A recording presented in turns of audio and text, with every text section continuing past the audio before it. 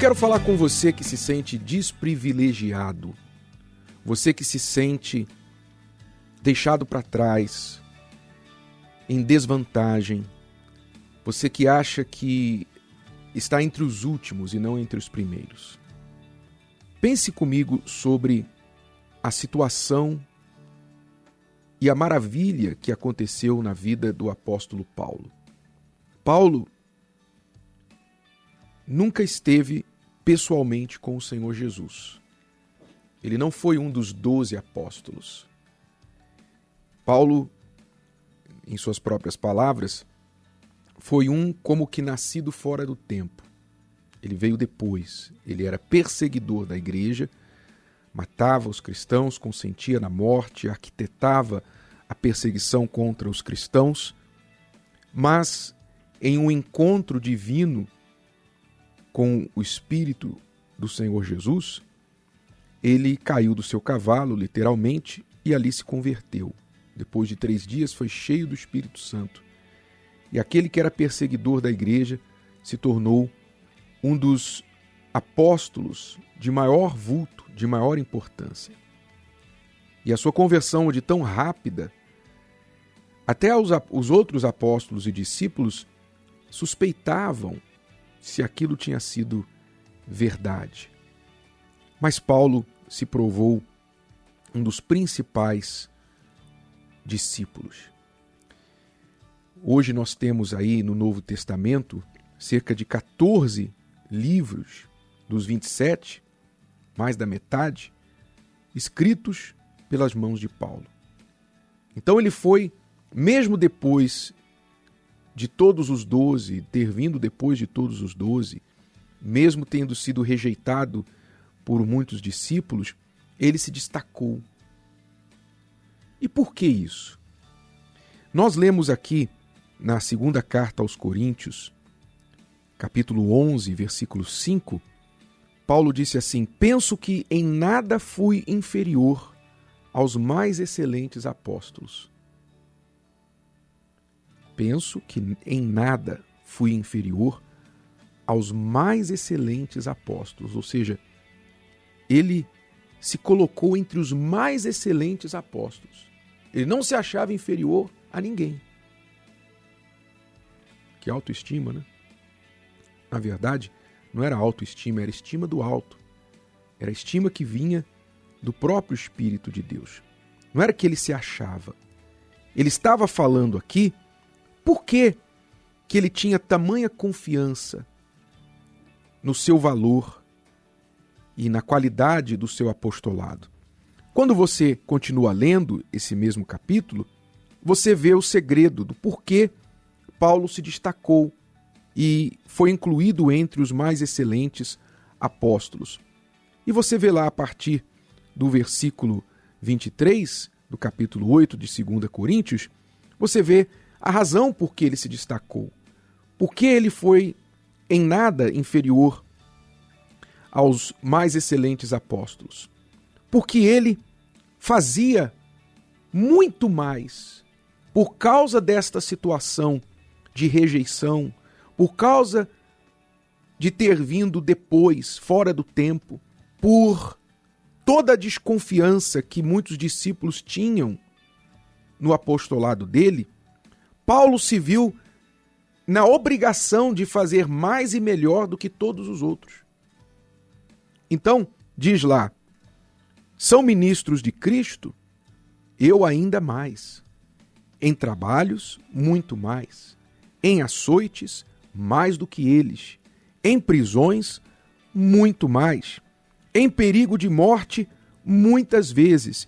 E ele começa a dar aí a lista de coisas e situações que ele fez e viveu, muito mais do que a maioria dos outros discípulos e apóstolos. Ou seja, se ele se destacou, se ele foi incluído entre os mais excelentes apóstolos, é porque ele fez também muito mais. Ele se empenhou muito mais. E a lei do retorno dita que aquilo que você planta, você colhe. O que você dá, você recebe. O grande problema das pessoas hoje é que elas não fazem o que Paulo fez. Ao invés de lidar com a rejeição, lidar com as desvantagens, com a falta de privilégios, da forma que Paulo lidou, ou seja, eu vou fazer mais ainda, eu vou fazer melhor então, eu vou mais fundo, eu vou dar mais de mim, eu vou sacrificar mais. Ao invés de lidar com isso como uma atitude de desafio, elas se fazem vítimas. Elas se posicionam como vítimas e dizem, olha, tá vendo por que eu não cresço? Tá vendo por que eu não consigo nada na vida? É porque ninguém me ajuda. É porque eu nasci fora do tempo, eu não devia ter nascido nessa família.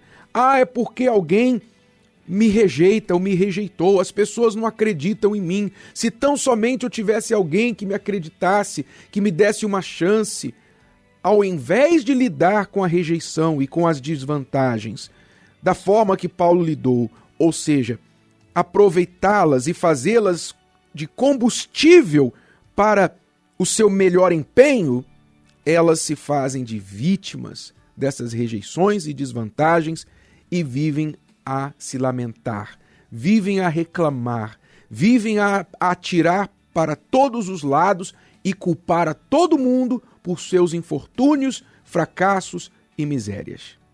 Ou seja, elas fazem menos.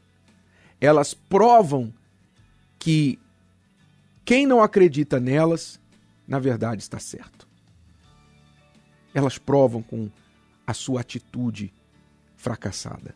Então, você quer muito mais na sua vida, você quer um casamento melhor, você tem que fazer mais como marido, como esposa. É simples assim, não tem segredo. Preste atenção, não tem segredo, não tem fórmula, não tem mágica. O caminho é este. As pessoas que vivem a buscar atalhos, elas estão se enganando. Quem busca fórmulas está se enganando. Não existe fórmula. Existe um caminho apertado, um caminho estreito, o caminho do sacrifício. Você quer ter um casamento melhor, você tem que ser a melhor esposa, tem que ser o melhor marido. Você quer ter o melhor marido do mundo, você tem que ser a melhor esposa. Você quer ter a melhor esposa do mundo, você tem que ser o melhor marido. Você quer crescer no seu trabalho mais que todo mundo, você tem que fazer mais que todo mundo. Você quer passar os seus concorrentes, você tem que ser melhor que eles. Fazer mais do que eles. O que você quer na vida? O que você quer? Então, se você está pronto para pagar o preço daquilo que você quer, e aliado com Deus, acima de tudo, então você vai conseguir o impossível. Mas se você fica sentado, se vitimizando, reclamando da sua vida, apontando o dedo para os outros e se lamentando porque isso e aquilo não aconteceu com você, então você não vai chegar a lugar nenhum, a não ser uma pessoa indesejável, uma pessoa que ninguém tem prazer de ficar ao lado, uma pessoa que ninguém quer ouvir. Honestamente, ninguém quer ouvir o rejeitado, ninguém quer ouvir o derrotado, ninguém quer ouvir o murmurador. Isso não faz bem a ninguém. Então você vai ser sempre rejeitado, sempre ficado de lado, mas não é culpa das pessoas, não. Entenda isso. A principal culpa é sua. Você é culpado pelos seus fracassos ou pelos seus sucessos. E quanto mais cedo você entender isso, mais rápido a sua vida vai mudar. Não fuja do sacrifício. Não fuja do que você tem que fazer. Faça como Paulo. Eu fiz mais, eu sofri mais, eu fui mais longe e por isso em nada fui inferior aos mais excelentes apóstolos. Você quer estar entre os mais excelentes? Então é muito simples. Faça mais. Seja mais excelente em tudo o que você fizer. Gostou? Que tal ouvir de novo? Ouça quantas vezes precisar, até que este conteúdo faça parte de você. E não se esqueça de dar o seu like, comentar e compartilhar. Até a próxima!